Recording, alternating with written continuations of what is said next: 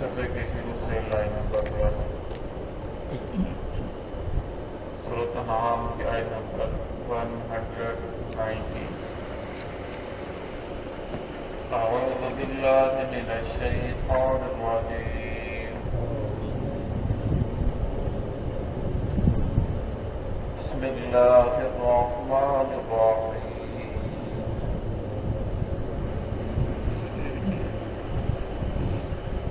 وَذَرُوا ظَاهِرَ الْإِثْمِ وَبَاطِنَهُ إِلَّا الَّذِينَ يَكْسِبُونَ الْإِثْمَ سَيُجْزَوْنَ بما كانوا يقترفون ولا تأكلوا مما لم يذكر اسم الله عليه وإنه لفسق وإن الشياطين ليوحون إلى أوليائهم ليجادلوكم وإن أطعتموهم إنكم لمشركون.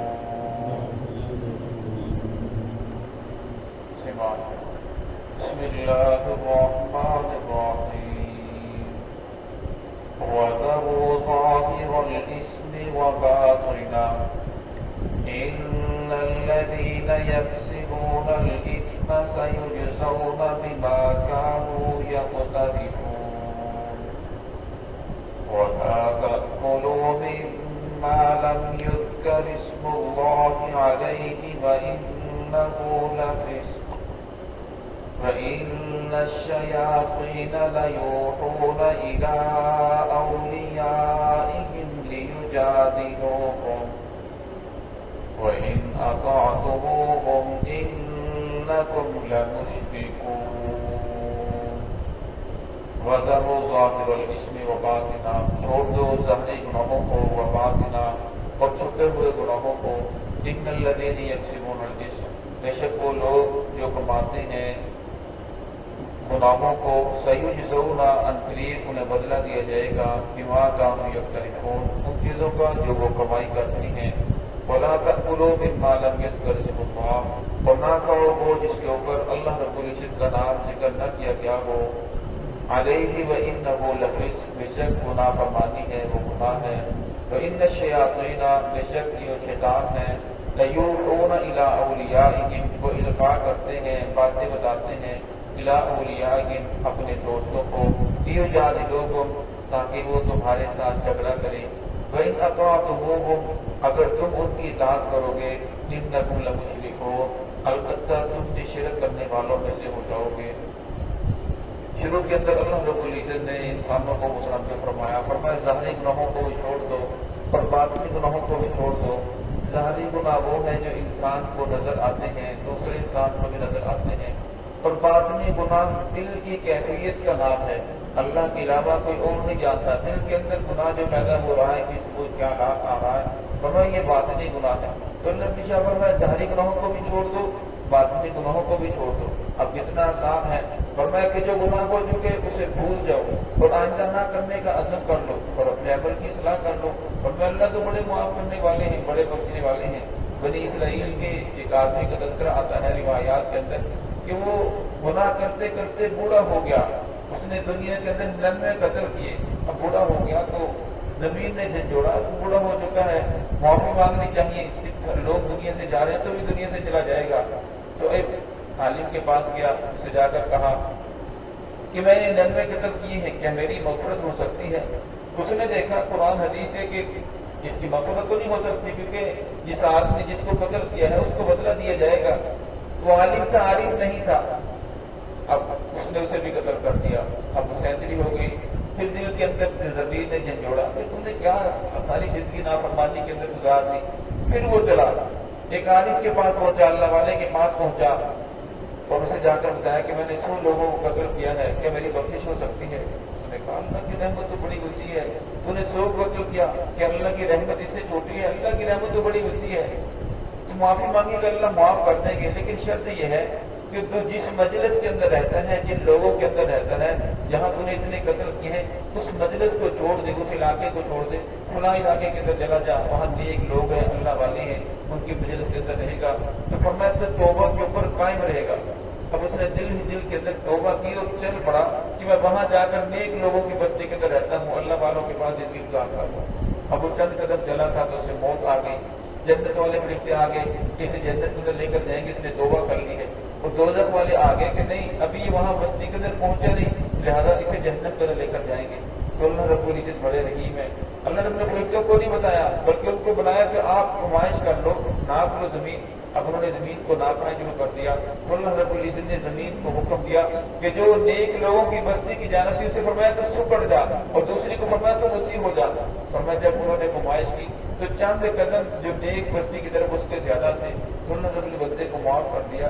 तो अल्लाह यहाँ भी फरमाया बाजार इसमें वो बातिना, ज़ाहिरी और बातिनी गुनाहों को छोड़ दो और फरमाया इनमें भूल जाओ और आइंदा न करने का अज़म कर लो, अपने अमल की इस्लाह कर लो। और मैं तो बड़ा बख्शने वाला हूँ, बड़ा रहीम हूँ।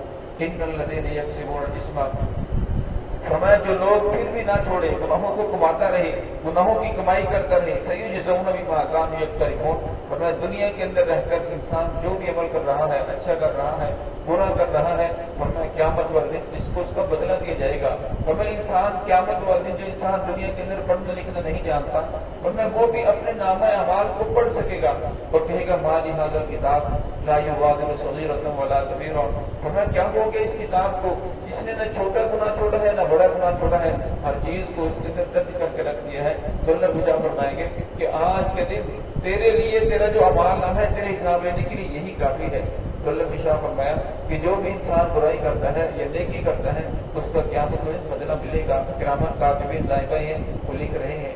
आगे वाली आयत में अल्लाह खुदा फरमाया कि इंसान के गुनाह करने का एक सबसे बड़ा सबब यह है कि इंसान जब हराम खाना शुरू कर देता है और फिर उस आदमी के मिजाज के अंदर नेकी की तौफीक नहीं होती, बल्कि बुराई की तरफ जाता है।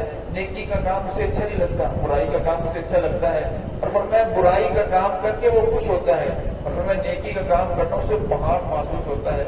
चले मैं शाह इसके अंदर शाह बोला था बोलो ना खाओ मिम्मा लम युज़कर इस्मुल्लाह, वो जिसके ऊपर अल्लाह का नाम जिक्र नहीं किया गया उसे ना खाओ। व इन्नहु लफिस्क, क्यों? इसलिए कि वो नाफरमानी है, तुम्हारा मिजाज बदल जाएगा, दिल सख्त हो जाएगा, तुम गुनाहों की तरफ और बढ़ते चले जाओगे। इसलिए फरमाया हराम से बचो। अब कितने लोग ऐसे हैं, व इन्न शयातीन लयूहून, फरमाया बेशक जो शैतान है, लयूहून ये शैतानी जिन लोगों ने लिबादा ओढ़ रखा है, लयूहून इला औलियाइहिम, फरमाया वो अपने दोस्तों को भी बातें बताते हैं युजादिलू को, ताकि वो तुम्हारे साथ आकर झगड़ा करें। आज देखते दुनिया के अंदर कितने ऐसे लोग हैं, कुरान पाक के अंदर अल्लाह ने फरमाया कि सूद हराम है, फअज़नु बिहर्बिन मिनल्लाहि व रसूलिही, फरमाया सूद खाने वाला अल्लाह उसके रसूल के साथ जंग करने के लिए तैयार हो जाए। लेकिन कितने लोग ऐसे हैं जो आपको दलाइल देंगे ये सूद नहीं है बल्कि ये तो बड़बोतनी है, ये सूद नहीं है ये तो तिजारत है। तो अल्लाह रब्बुल इज्जत ने बै को हलाल किया है, सूद को हराम किया है, लेकिन ये लोग कहते हैं सूद भी बै की तरह है। तो फरमाया ये वो लोग हैं जो दूसरों को तरजीह देते हैं और खुद भी गुमराही के अंदर जा रहे हैं। और फरमाया अपने चंद पैसों की खातिर कि उनकी तनख्वाह बढ़ जाएगी, वो सारा दिन कभी किसी के पास जा रहे हैं कभी किसी के पास जा रहे हैं, आप ये तरीका इख्तियार कर लें तो आपका पैसा बढ़ जाएगा। फरमाया कितने सारे लोग ऐसे हैं जो फंस भी जाते हैं और फिर बाद के अंदर जान छुड़ाना चाहते हैं तो जान छूटती नहीं है। फरमाया सूद का पैसा अगर चंद पैसे भी सारे पैसों के बाकी पैसों से मिल जाए उन्हें वो बाकियों पर बेड़ा गर्क कर देते हैं। जिस तरह दूध गाय का ड्राम में उसके अंदर चंद कतरे नपाकी के मिल जाए वो सारे का सारा नपाक हो जाता है और वो सारी का सारा पीने के काबिल नहीं रहता। इस तरह फरमाया जब हराम पैसे साथ मिलते हैं तो वो हलाल का भी काम खराब कर देते हैं। जल्द में शाह फरमाया कि ये जो लोग हैं उनके जो दोस्त हैं शैतान हैं वो उन लोगों को बुराई की तरफ लेकर जाते हैं, वही तरकीब देते हैं। वही अता तो वो हो फरमाया अगर तुमने उनकी इताअत की इन्नकुम लमुशरिकून, तुम भी शिरक करने वालों में से हो जाओगे। फरमाया अगर अल्लाह उसके रसूल की बात को छोड़कर इन नाफरमानों की आपने बात को माना, इन बदमाशों की बात को माना, तो मैं तुम भी जुल्म करने वालों में से हो जाओगे। फरमाया ये तो मुशरिक है, लेकिन अगर इस मुशरिक टोले की नाफरमान टोले की शयातीन जो टोला है, फरमाया अगर आपने उनकी बात मान ली, अल्लाह उसके रसूल की बात को छोड़ दिया, फरमाया फिर आपका शुमार भी उन्हीं लोगों के साथ होगा। तो है अल्लाह रब्बुल इज्जत हम सबको सिरात मुस्तकीम पे चलने की तौफीक अता फरमाए।